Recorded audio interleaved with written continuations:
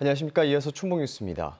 보존이냐 민간 개발이냐 도시공원 일몰제를 앞두고 청주를 비롯해서 전국 곳곳에서 갈등과 잡음이 끊이지 않고 있습니다. 정부가 나서야 한다는 목소리도 커지고 있는데요. 자치단체의 재정 여건상 녹지 보존을 위해서 공원 용지를 매입하는 것은 사실상 불가능하기 때문입니다. 보도에 이만영 기자입니다. 충청권 4개 시도지사와 여당 관계자가 함께한 자리, 혁신도시와 지역 일자리 창출 방안을 논의하던 자리에서 예정되지 않은 사안이 건의됩니다. 도시공원 일몰제 시행 1년여를 앞두고 전국 곳곳에서 갈등을 빚는 만큼 정부 차원의 대책이 필요하다는 내용이었습니다.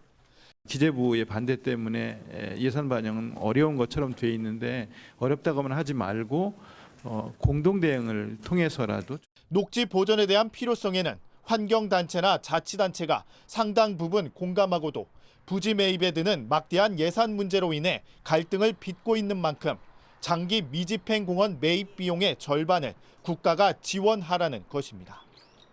지역 정치권은 지방채 이자를 일부 지원하는 기존 정부 대책은 실효성이 없다며 총리까지 면담하며 국비 지원 요청 목소리를 키우고 있습니다.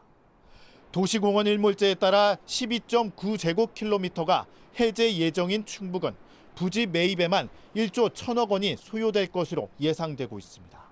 정부는 그러나 현행법상 공원 조성 업무는 지방사무로 규정돼 있는 데다 지방사무에 대한 국비 지원은 지방 분권의 시대적 흐름에 역행한다며 국비 지원에 반대하고 있습니다.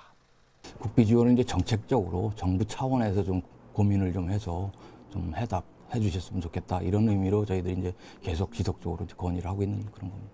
전국적으로 장기 미집행 도시공원 매입 비용은 40조에 달할 것으로 추산되는 가운데 전국 시장군수 구청장 협의회와 시도지사 협의회 등도 국비 지원을 요구하고 있어 정부 대책을 촉구하는 목소리는 더더욱 커질 전망입니다. KBS 뉴스 이만영입니다. 아프리카 돼지열병이 북한까지 번지면서 충청북도의 차단 방역이 강화되고 있습니다. 충청북도는 도내 양돈 농장을 대상으로 야생 멧돼지 접촉 차단을 위한 울타리 시설과 포획틀, 멧돼지 기피제를 지원하기로 했습니다.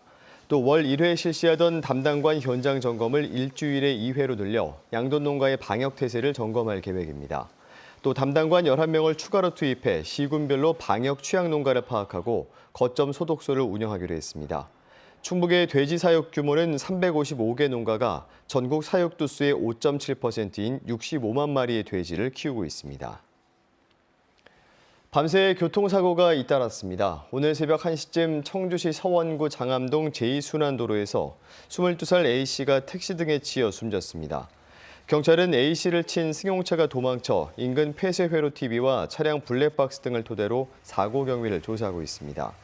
이에 앞서 어젯밤 8시 40분쯤 경부고속도로 청주 나들목 인근에서 승용차와 고속버스가 부딪히면서 승용차 조수석에 타고 있던 한 명이 다쳤습니다. 또 어젯밤 9시쯤 청주시 복대동해안 사거리에서 회사 통근버스와 승용차가 부딪히면서 47살 우모 씨 등 4명이 다쳤고 밤 10시 35분 제천시 청전동 도로에서 길을 건너던 58살 A씨가 승합차 등에 치여 병원으로 옮겨졌지만 숨졌습니다.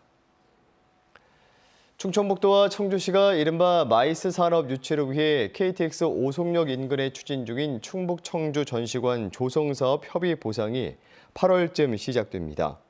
수탁기관인 충북개발공사는 다음 달 보상 대상 토지와 지작물 감정평가를 하고 8월부터 협의 보상을 시작하기로 했습니다. 이에 앞서 청주시는 토지 소유자와 관계자 등 14명으로 보상협의회를 구성했습니다. 한편 청주 전시관은 사업비 1,600억여 원을 들여 2023년까지 준공될 예정입니다. 부모가 가정에서 돌보는 자녀를 일시적으로 맡길 수 있는 시간제 보육 어린이집이 3곳 늘어납니다. 충청북도는 도내 11곳에 지정돼 운영 중인 시간제 보육 어린이집을 청주와 충주, 제천에 각각 1개씩 추가 지정한다고 밝혔습니다. 충북뉴스였습니다. 고맙습니다.